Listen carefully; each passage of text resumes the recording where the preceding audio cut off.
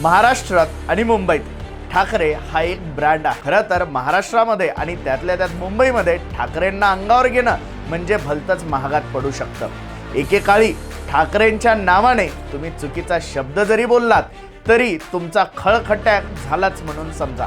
असं असताना सुद्धा एका सामान्य कुटुंबातून येणारा आणि लवकरात लवकर कमी वेळेमध्ये मंत्रिपद आणि नंतर मुख्यमंत्री पदावरती विराजमान होणारे एकनाथ शिंदे यांनी एकाच वेळेला दोन्हीही ठाकरेंना शिंगावर घेतलंय। खरं तर 2022 मध्ये शिवसेनामध्ये उभी फूट पडली। 40हून अधिक आमदार घेऊन एकनाथ शिंदे गुजरात, गुवाहाटी, गोवा मार्गे वर्षा निवासस्थानी पोहोचले आणि या महाराष्ट्राचे मुख्यमंत्री बनले।